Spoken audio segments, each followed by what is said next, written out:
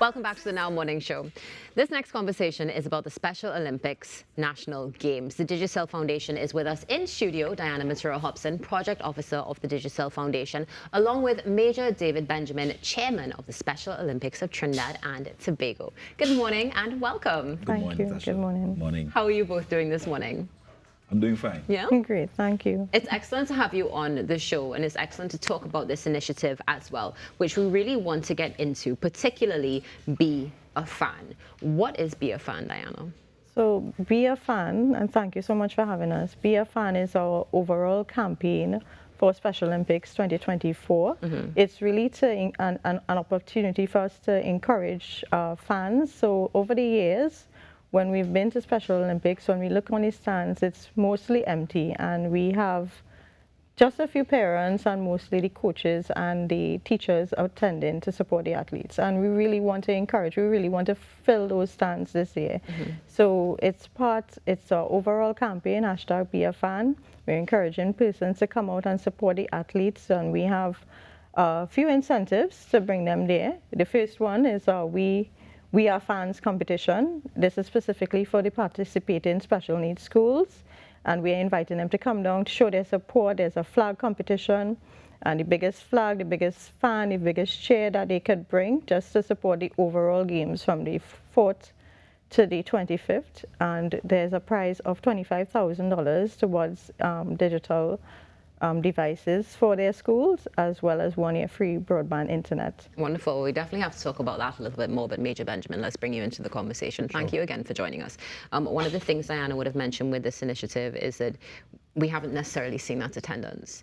Right. Would you say that that has adversely affected performance? Not necessarily. However, the fans in the stands are all athletes. Yes. Regardless of whether you have a disability or not. Look forward to persons encouraging them. Look forward to their presenting themselves on that worldwide or that national stage. Yeah. So it's a huge incentive, right? But we try to instill in our athletes self-motivation, making sure that they hone their craft in the field of sport. But the fans in the stands are extremely important at the same time to make sure that that the athletes are recognized and that the national space understands that persons with intellectual disabilities can do and can perform creditably. Definitely.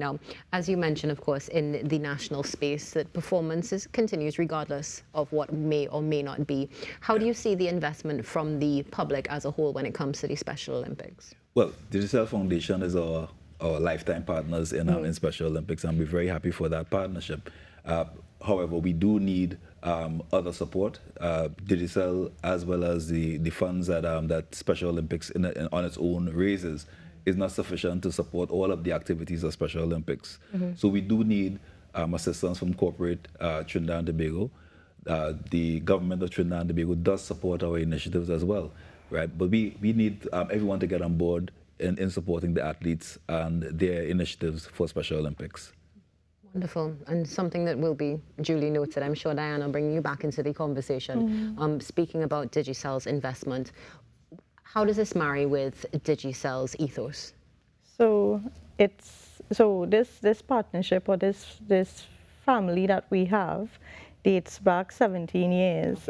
It's actually the very first sponsorship that we ever had when we came to Trinidad and Tobago. And when the foundation was established in 2012, we took a hold of that partnership, and it just grew and evolved from there. And for us, it's just like any other family. Our core value for SOTT, as well as Digicel Foundation, our core value is built upon creating a world where no one gets left behind, especially for persons with disabilities. That is very important to us. Now, you mentioned also some incentives. Right. So we also have, that the prize earlier on was for specifically for the special needs schools that are participating. We also want to encourage the general public to come out and support the athletes, because the bigger the role, the stereotypes that we have surrounding persons with disabilities and what they can and cannot do will be broken. So we really want to encourage fans to come out, and we have prizes for the biggest crowds. 10 to 15 persons can win a pizza lime, at Domino's Pizzas, and we have 20 to 25 can win a TGI $2,000 voucher to take their family and friends. Wonderful. So we're seeing those incentives. I'm seeing some smiles in studio as well. So Major Benjamin, with this investment, what do you see for the future? What are you looking forward to for these games particularly? Well, for the games, all of the logistics as well as the facilities, there are costs that have to be underwritten to ensure that these games are high quality. Right. We don't go second class. We ensure that whatever product we produce is at the regional and international level, and the athletes deserve to perform and to also have their competitions run in the best possible facilities. And these facilities, of course, will cost, right? So the funding that we receive primarily would be in support of all of the logistical arrangements around the games, ensuring that the athletes have a quality product and a quality platform to perform on. What is the estimated cost? For our national games, national games are approximately, I would say, $500,000. Wow! Right, to be able to put off quality competition. This injection by Digicel Foundation is a huge step in that direction, and we are also hoping for other corporate support as well as governmental support to underwrite all of the other costs. Definitely. Now, Diana, one of the things that you would have mentioned is this is 17 years in the making. It's an ongoing relationship, a family, rather, let's say. What about the future? What future do you see for the Digicel Foundation and the Special Olympics of Trinidad and Tobago? So aside from all of the investments we've made into special needs in general, over 19 million US dollars plus, you know, we of course look for other opportunities, and we also look for other partnerships and encourage other corporates, as Major said, to come on board, because there's so much more to do, so much more beyond the national games, beyond the games aspect of it. So there's so much more for corporates to come on board to do. There's so much more for us to do as well in terms of making or creating opportunities for persons with disabilities. We really want to also look into creating a space where persons could be employed and become employable. So that's where we're heading. Now, where you're heading, we also know, and I know you would have been commended by the director, Ferdinand Bibby of Bibby, of the fact that there were some caravans that Digicel was also participating in order to raise awareness, but also recruit talent, which is absolutely amazing. Fantastic initiative. Tell us something, Major. Walk us through the process. After talent is recruited, what are the next steps? So in terms of volunteerism is a huge part of what we do in Special Olympics. All of the support that we receive, all of our I am a volunteer. Diana is a volunteer on our board. All of our coaches, our officials, everyone who participates and supports Special Olympics are volunteers. Volunteers are the lifeblood, or is the lifeblood of the organization. So the caravans assist in bringing new persons into the space who want to assist and building up the skills of the athletes. So those caravans would encourage new persons to come in, would recruit new talent, and, you know, of course, be able to support all of the different initiatives of Special Olympics. Great, and of course raising that awareness. Certainly. Hopefully we can do our part right here at the CC Limited Media Network as well. What sports are we going to be seeing in the games this year? So this weekend we start with athletics at the Mani Ramjan Stadium. That's where we will launch our games. Next on Sunday, so it's both Saturday and Sunday, and on Sunday we are in Pleasantville indoor facility where we have volleyball, and then from there each successive weekend we have a number of activities taking place. So on the 11th of May, we have bocce.